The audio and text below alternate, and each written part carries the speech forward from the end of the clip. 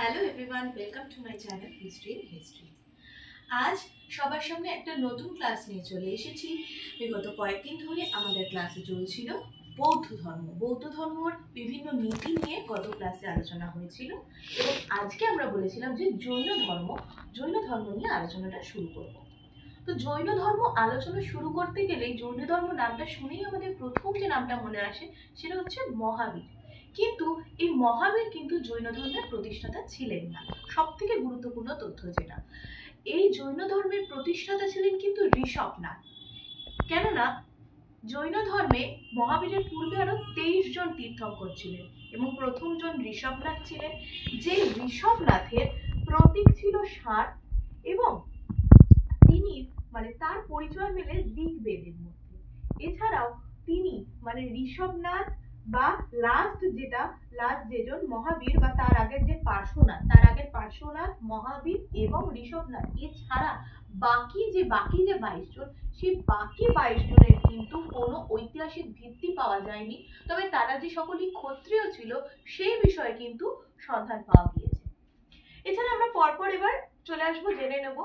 প্রথম তীর্থঙ্করের নাম আমরা আগেই বলেছি ঋষভনাথ, দ্বিতীয়ত ছিল অজিতনাথ, তৃতীয়ত হচ্ছে সম্ভবনাথ, চতুর্থত হচ্ছে অভিনন্দনাথ, পঞ্চমত নাম হচ্ছে সুমতিনাথ, ষষ্ঠত হচ্ছে পদ্মপ্রভা, সপ্তমত সুপ্রসবনাথ, 8 নম্বর চন্দ্রপ্রভা, 9 নম্বর সুবিধিনাথ, 10 নম্বর শীতলনাথ, 11 নম্বর শ্রেয়সুন্মথ, 12 নম্বর বসুপূজ্য, 13 নম্বর হচ্ছে বিমলনাথ, 14 অনন্তনাথ, 15 ধর্মনাথ, 16 শান্তিনাথ, 17 কুণ্ডুনাথ, 18 অরনাথ, 19 মল্লীনাথ, 20 মণিসুব্রত, 21 নেমিনাথ, 22-এও আছে নেমিনাথের নাম। 23 নম্বর তীর্থঙ্কর ছিলেন পার্শ্বনাথ, যার প্রতীক ছিল সাপ। এছাড়াও 24 নম্বর যিনি ছিলেন তিনি ছিলেন মহাবীর, যার সম্বন্ধে আজকে আলোচনা করব। তার প্রতীক ছিল সিংহ। এছাড়া পার্শ্বনাথের সম্পর্কে আরেকটি বিষয় জানা যায় যে তিনি কিন্তু বারাণসীর রাজা অশ্বসেনের নাম আমরা অনেকেই শুনেছি, তার পুত্র ছিল। এছাড়া তার কিন্তু 4টি নীতি ছিল। তার মধ্যে প্রথমত, ঠিক নীতি বলবো না, তিনি কিন্তু সেই বিষয়টার মাধ্যমে উপদেশ দিতে চেয়েছিলেন। প্রথমত হচ্ছে কাউকে আঘাত না করা, মিথ্যা কথা না বলা, চুরি না করা এবং কারোর অধিকারের মধ্যে হস্তক্ষেপ না করা। এরপরে আমরা চলে আসবো মহাবীর তার যেহেতু একটা প্রতীক ছিল সিংহ এবং যেহেতু তার আগে 23 জন তীর্থঙ্কর এই জৈন ধর্মই প্রচার করে গেছেন, তাই তাকে কিন্তু নতুন ভাবে একটি ধর্মের প্রবর্তক বলা যাচ্ছে না।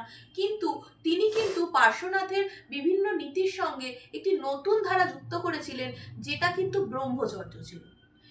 এবার আমরা চলে আসবো মহাবীরের তার জীবন বৃত্তান্ত নিয়ে। তার জন্ম থেকে শুরু করে তার কিছুটা পারিবারিক জীবন সম্পর্কে আমরা আলোচনা করে নেব।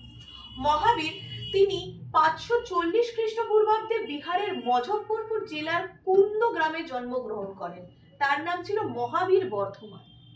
তার পিতা ছিলেন সিদ্ধার্থ, গাত্রিকা জাতির প্রধান, এবং মাতা ছিল ত্রিশলা, যিনি বৈশালীয় লিচ্ছবি বংশের রাজকুমার চেতকের বোন। চেতকের নাম কিন্তু আমাদের কাছে অনেকের কাছেই পরিচিত। এছাড়া এটাও বলা হচ্ছে যে তিনি মহাবীর কিন্তু বিম্বিসারের আত্মীয় ছিলেন এবং তিনি বিবাহ করেছিলেন যশোদাকে, এবং যশোদা এবং মহাবীরের যে কন্যা প্রিয়দর্শনা, তার সাথে যখন তার স্বামী জামালি বর্ধমানের বিবাহ হলো, মহাবীরের প্রথম শিষ্য হলেন কিন্তু সেই জামালি বর্ধমান। এরপর আমরা চলে আসবো সংসার ধর্ম পরিত্যাগ করার পর মহাবীর কবে সাধনার দিকে গেলেন। প্রথমে এটাই জানা যায় যে বাবা মার মৃত্যু যখন হয়েছিল তখন কিন্তু তার বয়স ছিল 30 বছর। তবে তিনি 30 বছরের সংসার ত্যাগ করার পর তার সন্ন্যাস গ্রহণের 13তম বর্ষে তিনি কিন্তু জিম্ভিকা গ্রাম শহরে 10ই বৈশাখ কৈবল্য বা চরম জ্ঞান লাভ করলেন। তার অনুগামীদের জৈন সম্প্রদায় বলা হয়। এছাড়াও বলা হয় যে তিনি তার মৃত্যুবরণ করেছিলেন হচ্ছে 468 খ্রিস্টাব্দে। তার 72 বছর বয়সে তিনি পাবায় মৃত্যুবরণ করেন, পাটনার নিকট পাবায়। তার মৃত্যুর পর চন্দ্রগুপ্ত মৌর্যের রাজত্বকালে গঙ্গা উপত্যকা থেকে দাক্ষিণাত্য পর্যন্ত এক ভয়ঙ্কর আকারের দুর্ভিক্ষ দেখা দিয়েছিল এবং সেখানে যে ধর্মীয় মঠ ছিল সেখানে কিন্তু জৈন সম্প্রদায়ের যে তাদের মধ্যে পুনর্বাসনের জন্য একটা মতভেদের সৃষ্টি হয়েছিল। খুব স্বাভাবিক বিষয় যেটা। এর পরবর্তীকালে যেটা ইম্পর্টেন্ট জিনিস সেটা হচ্ছে ভদ্রবাহু, যিনি ছিলেন প্রবাসীদের পথ প্রদর্শক। তিনি কিন্তু মহাবীরের প্রতিষ্ঠিত নগ্নতার যে নীতি সেই নীতিটাকে কিন্তু তিনি নিয়ম মানতে বাধ্য করেছিলেন। এ প্রসঙ্গে বলে রাখা প্রয়োজন, জৈন সম্প্রদায় এর পরবর্তীকাল থেকেই দুটো ধারায় বিভক্ত হয়ে গেছিল। এছাড়াও স্থূলভদ্র, যিনি উত্তর ভারতের সন্ন্যাসীদের নেতা ছিলেন, তিনি দুর্ভিক্ষকালে দুরবস্থার জন্য অনুগামীদের শ্বেত বস্ত্র পরিধান করতে বলেছিলেন। এই বিষয়টা থেকে কিন্তু দুভাগে ভাগ হয়ে যাওয়া জৈন অনুগামীদের শুরু হলো। প্রথম ভাগ একটা হচ্ছে শ্বেতাম্বর, দ্বিতীয় হচ্ছে দিগম্বর। শ্বেতাম্বর মানে যারা এই শ্বেত বস্ত্র পরিধান করত, এবং দিগম্বর মানে যারা নগ্নভাবে উপাসনা করত। তো এছাড়াও জৈন ধর্মের কতগুলো নীতি আছে, যার মধ্যে চতুর্জাম এবং ত্রিরত্ন অত্যন্ত গুরুত্বপূর্ণ।